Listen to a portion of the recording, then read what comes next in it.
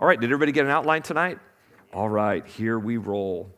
Tonight we're going to look at Mark chapter 7, verses 24 through 30. Mark chapter 7, verses 24 through 30. Let's just read the scripture on the left-hand side first, and then we'll start going through the outline. Jesus left that place and went to the vicinity of Tyre. He entered a house and did not want anyone to know it, yet he could not keep his presence secret. In fact, as soon as she heard about him, a woman whose little daughter was possessed by an impure spirit came and fell at his feet. The woman was a Greek, born in Syrian Phoenicia. She begged Jesus to drive the demon out of her daughter. First, let the children eat all they want, he told her, for it is not right to take the children's bread and toss it to the dogs. Lord, she replied, even dogs under the table eat the children's crumbs. Then he told her, for such a reply you may go. The demon has left your daughter. She went home and found her child lying on the bed and the demon gone. This is such an unusual passage of Scripture, and it's going to be fun to study it tonight. Remember, Mark is a book of action. In this passage, the action is Jesus' response to Gentiles. A Gentile, just so you know, is any person who is not Jewish. So Jewish people are the descendants of Jacob. There's Abraham in the Old Testament. His son was Isaac. Isaac had two sons. One was Jacob and one was Esau. Jacob's children are Jews. So Esau's descendants, they're Edomites in the Bible. Abraham had another son, Ishmael. Those are Ishmaelites in the Bible. So listen, not all the descendants of Abraham are Jews. Some of the descendants of Abraham, Jewish people, would call Gentiles. Does that make sense to everybody? A Gentile is anybody that's not Jewish. And so that means everybody except Jacob's kids, which would be the 12 tribes of Israel. That's it. Everybody else is Gentile. And so the term Gentile is actually a term that Jews created to talk about people that weren't Jewish. Does that make sense? And we've, in the English language, given Gentile a bunch of other meanings as well, but that's primarily what it means, especially in the Bible. And there are so many layers in this story. Jesus is dealing with a Gentile individual here, and there's so many layers in this story, and there are multiple messages that we can glean from the story that we just read. Number one, we can glean that Jesus, the Jewish Messiah, was sent to the Jew first to fulfill God's promises, like the promise he made to Abraham in Genesis chapter 15, when he said, through you all nations will be blessed, and it's through your descendants. So Jesus is that descendant, and Jesus is going to be that blessing to all nations. And so Jesus is the Jewish Messiah, and he's sent to the Jews first to fulfill God's plan. Second, we can see from this story that Jesus was sent for the whole world. John 3:16 says, God so loved the world that he gave his only son. So Jesus is also sent for the whole world. And in his ministry, he shows glimpses of that inclusion, though most of Jesus' ministry is to Jewish people. In his ministry, there are glimpses of the inclusion of Gentiles, and this is one of those glimpses. Is everybody with me tonight? Number three, God chose the Jews, but that doesn't make God racist. So we too must reject racism. An example of that is in Acts chapter 10, where God taught Peter that God accepts people of all nations, of all ethnicities, in Acts chapter 10. Number four, there are demonic powers at work in our world, and I suggest that sometimes even those demonic powers attack people in the church. They attack the church. And let's recognize that there are demonic powers at work in the world. All these stories about demonic possession and those kinds of things in the Gospels, they are not all undiagnosed mental illness. And we've covered that in some other places, in some other messages in the book of Mark.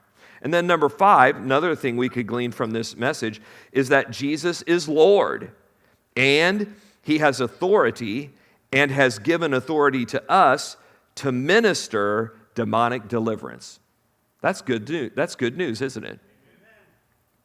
So finding one specific purpose for this passage can be difficult, and so we're going to examine it with some why questions to maybe get down to some more specifics. So let's ask some questions. I'm just going to ask you to go on a journey with me tonight. Question number one, why did Jesus go so far north?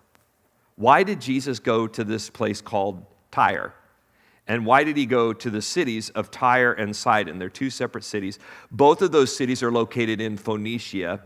So what that means is, if you're looking at a map of Israel and you see the Mediterranean Sea along the Israelite coast, that if you go far enough up the coast, that you'll hit the cities of Tyre and Sidon. They're separate cities. It's not one city together. They're two separate cities. But you've got to go considerably north out of Galilee to get there. And so Jesus and the disciples, notice what Matthew says. If you read the Matthew version of this, it says Jesus withdrew to the vicinity of Tyre and Sidon. And I think what Jesus was doing, he was looking for an extended break. Anybody ever want a week off? Yeah. There's times where Jesus withdraws with his disciples to a solitary place. He takes them to the mountain, Mark chapter 4, to be with him. And there are these times where he withdraws maybe for a few hours or part of a day to get a little bit of a break. Jesus is really taking a break here because he's walking scores of miles to get there. He's left Galilee and he's traveled way north and towards the Mediterranean Sea to get to this place of Tyre.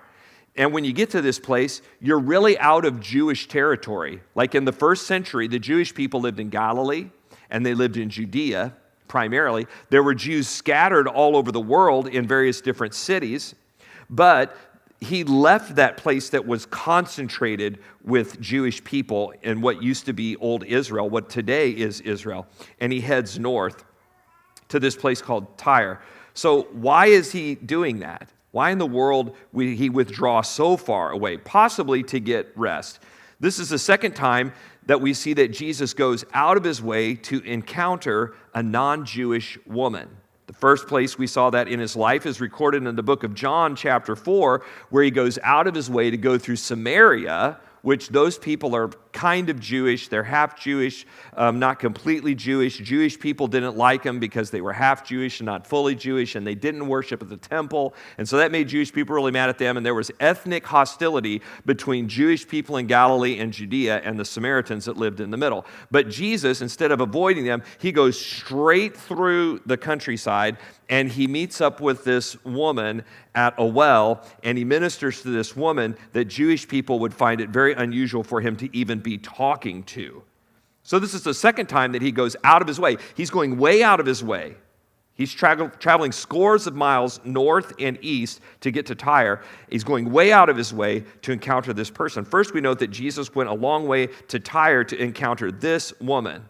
Second, Jesus values ministry to men and women. And I want you to see something tonight. This is a little side note. This isn't the main point of the message, but the New Testament repeatedly focuses on women.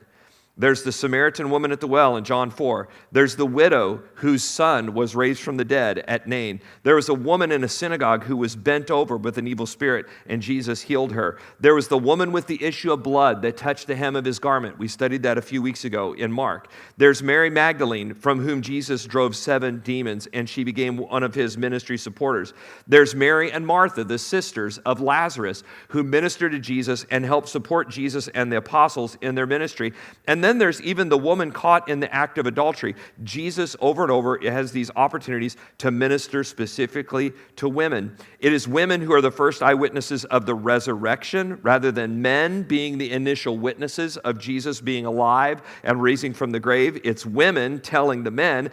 And the woman that anointed Jesus at Bethany for his crucifixion and prepared him for his burial. It was this opportunity for this woman to engage in this act of worship that spoke prophetically to what God was going to do in Jesus Christ in just a few days. The New Testament's focus on women and the allowance for them to be the first witnesses of many of these types of miracles and the work of Jesus is significant in the first century, where women were not treated equal to men in any way whatsoever. But in the New Testament, we see this interesting focus on women's testimony as valid, as women's ministry as valid, and ministry to women from Christ being so essential and important. 3, Jesus stayed in a home. So Jesus goes to Tyre and he stays in a house. It's pretty likely that it's a Jewish house because Jesus is with the disciples. And they're probably not going to stay in a Gentile house. They probably stayed in the house of a Jewish person that was in one of those small minority communities of Jewish people in the various different cities all around the Roman Empire. So they're probably staying in a Jewish house. Someone welcomed Jesus into their home. Now watch this. Jesus went to the home and he tried to do it quietly. He had withdrawn to get some downtime from all the ministry that they'd been doing. Crowds of thousands had been chasing them all over Galilee. And so he withdraws. But watch this. When you welcome Jesus into your home, other people will notice. Isn't that a good thought? When you welcome Jesus into your home, other people will notice. Hey man, let people notice that Jesus is in your home. Let people notice that Jesus is in this home. Don't hide it. And listen, if you really welcome him, you cannot hide it. You will be different. You will stick out. You will stand out. The presence of the Lord, your obedience to the Lord will cause Jesus to be noticed in your life. Why did Jesus go so far north? I think Jesus went so far north, one, to get rest. It was a break. Think about this. Jesus travels all the way up there to Tyre and then even further north to Sidon. And then he travels all the way back down to Galilee and he crosses over to the other side of the Sea of Galilee. And that's where the next story in Mark is going to pick up. I mean, that's like scores and scores and scores of miles of walking, and there's one story out of it. Why?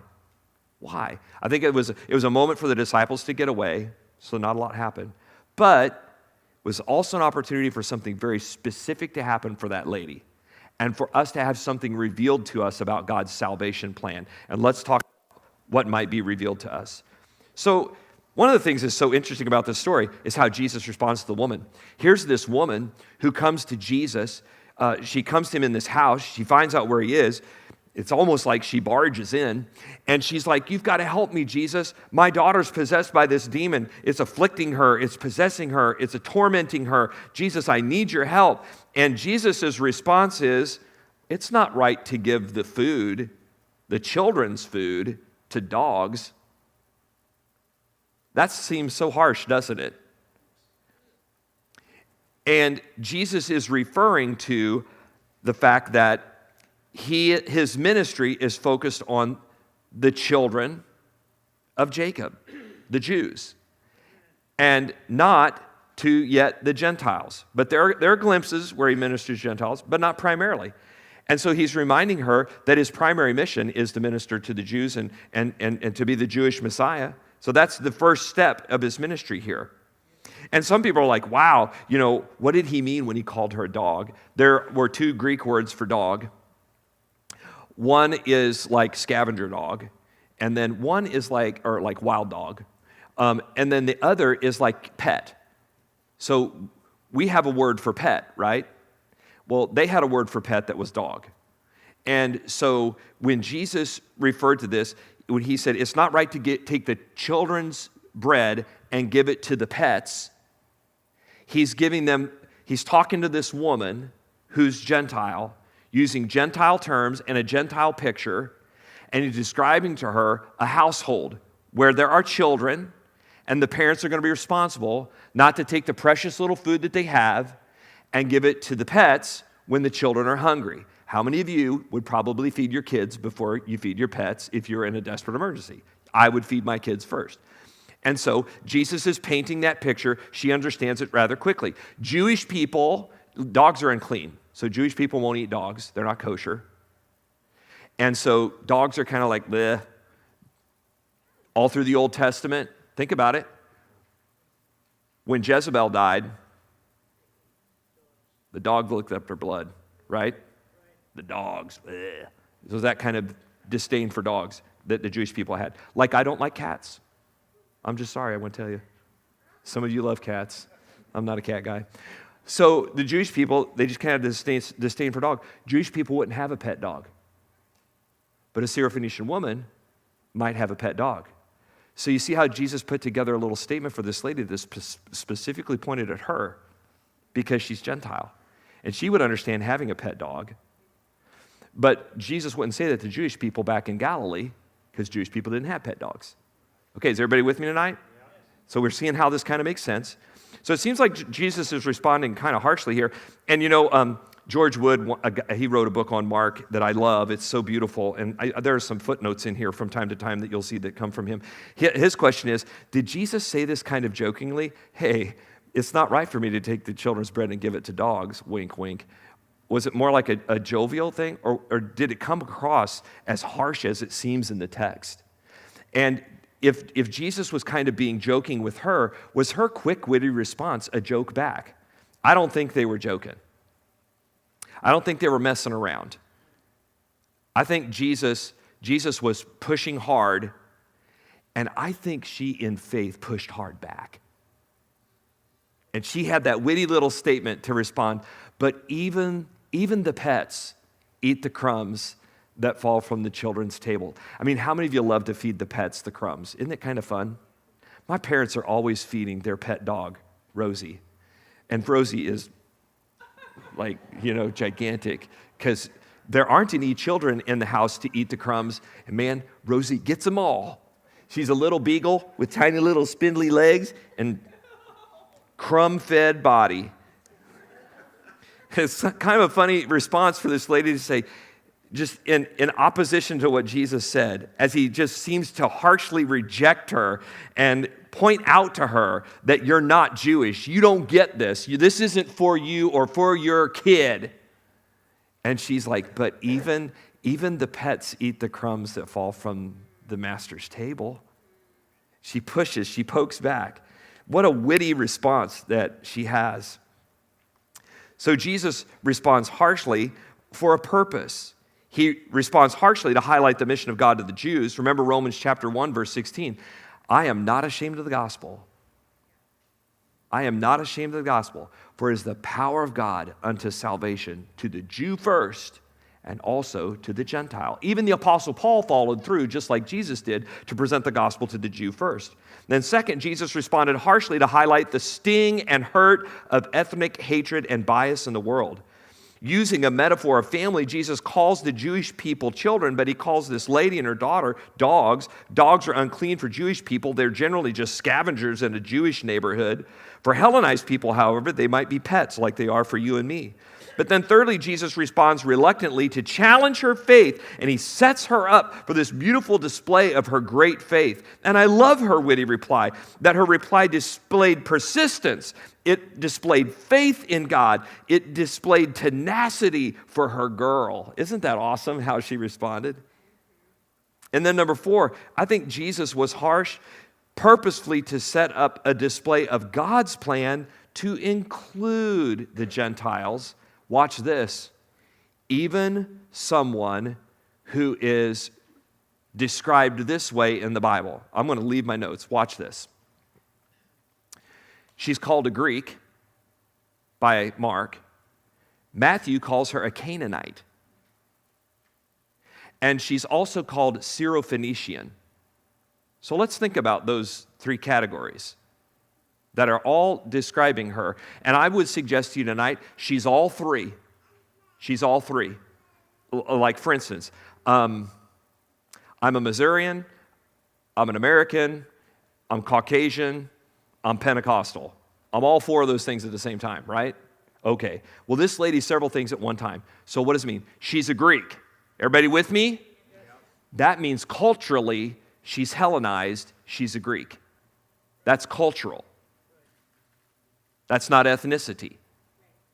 Second, she's Syrophoenician. That means she was probably born in Tyre, this city that is part of this old region known as Phoenicia. Phoenicia had been taken over all kinds of different times all throughout history, and the Babylonians had controlled it, Hittites had controlled it, Assyrians had controlled it, Greeks controlled it, now Romans controlled it, but the region is called Phoenicia. And so she's this Syrian Phoenicia. We understand that even in the Middle East today, there's still Syrians, right? Okay, there you go. So I think it's the same thing. Now, watch this. She's also referred to as a Canaanite. Why is she referred to as a Canaanite by one of the gospel writers? I think it's interesting that Matthew, writing to Jews, calls her a Canaanite, which is what she is. Because the Canaanites in ancient times lived all the way up into that region of Phoenicia. There were Canaanites there. So why is it so important that Matthew mentioned that she's also a Canaanite? Because after God saved Noah in the flood back in Genesis, guys remember way back in Genesis there was a flood? Noah had some sons. Noah got drunk. Ham made fun of him. Ham had a son named Canaan. And Noah said, when Ham made fun of him, Noah said, "Cursed be Canaan." And that curse on Canaan came about with them being the ones that rejected God quickly.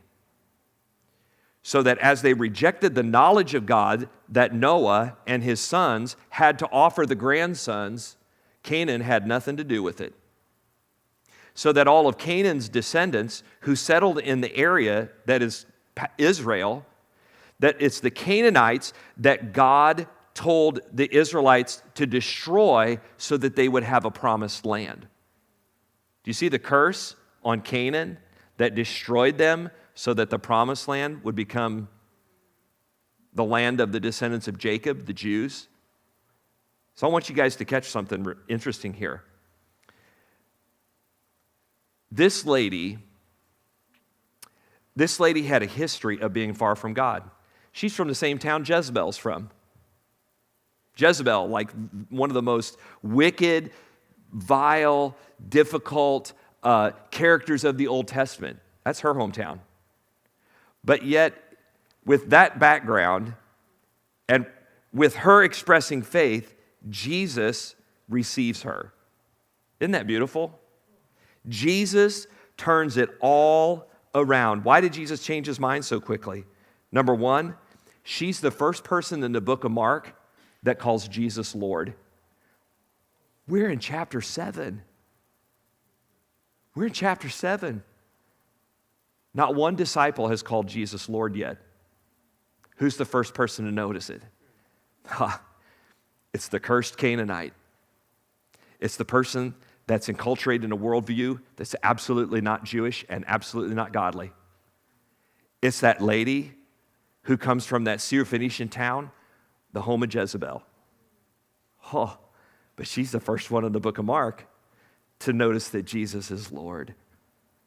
Remember, Mark's writing to Romans. He's writing to Hellenized people. And he's telling these people, Jesus is the Son of God. It's absolutely essential that this story is in the argument of the book of Mark so that these people reading see the first person that calls him Lord is not a Jewish person. It's not the scribes and the Pharisees. It's not the disciples. It's this lady that's just like us that the book was written to. Us Romans. Us Gentile folks. And here, a Hellenized Syrophoenician woman verbally commits to the deity of Jesus, defying Caesar, who required all of his adherents, all of his citizens, to call him Lord. Furthermore, number two, why did Jesus change his mind so quickly? As Matthew points out to his Jewish audience, Christ's salvation breaks curses. Faith in Jesus means that no curse of the past has a hold on you. Claim freedom and leave it. Claim freedom and leave it. Some people are like, well, people think that there are all these curses that they inherit from their parents or from their ancestors. And they got to have some kind of quasi-revelation moment to realize that the curse is there, and then like a quasi-exorcism to get rid of it. Can I tell you something? When Jesus saved you, the authority and the potential and the possibility of every curse being broken is absolutely, completely, 100% available. And I think what happens to us in the course of our Christian walk is we realize it was broken. It's not like we have to live with it until someone gives us some kind of amazing emotional experience that makes it go away and breaks that curse. Look, Jesus breaks every curse. And I think it's amazing that in this story, starting with this woman, Jesus breaks the curse that Noah put on Canaan. I love it. I love it. Her faith in Jesus meant that Jesus broke the demonic stronghold on her daughter and an ancient Canaanite curse. Can I tell you something? Jesus is for Gentiles. I'm so glad, because I am one. Most of you are too, right? Watch this. She's the first person, I already said that. So the woman's, they're down here, Jesus is for Gentiles. The woman's pedigree was unapproachable, it was undesirable, and it was unrelated to God's people. But her persistence was unyielding, she was undeniable, and her persistence was unbelievable. And I love it. She's probably a single mom. There's no dad mentioned. I'm pretty sure. She's a single mom, like some of the other moms that Jesus ministered to in the Bible. Though from the same town as Jezebel, these women are heroes of faith, not villains, because of God's victory. There's another woman that came from this town of Tyre. She's in 1 Kings chapter 17. In 1 Kings chapter 17, Elisha is helped by a Syrophoenician woman. She supports him in the ministry. And he prophesies to this woman who's barren, you'll have a son. She has a son, and then the son dies. And she's like, oh, why did you get my hopes built up like that, man of God? And the man of God prayed for the boy, and God raised him from the dead. And so we have these glimpses of God welcoming these people in that we think, man, there's no way they could be saved. I want to invite the musicians to come to the front. Let's get ready to pray. Jesus is for Gentiles. Here's some things for us to pray about tonight, some things that we can pull from the message. Number one, I want you to know tonight, Jesus is for you. Everybody say it out loud with me. Jesus is for me. Say it to yourself one more time. Jesus is for me.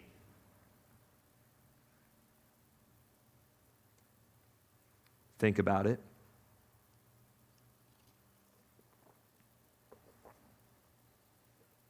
Everybody say it one more time. Jesus is for me. Jesus is for you. He was given for you, and he is for you. So I challenge you tonight, accept Jesus, confess it with your mouth, and believe it in your heart. Receive him. He's for you. Number two, Jesus breaks every demonic stronghold and curse. Everybody stand to your feet tonight.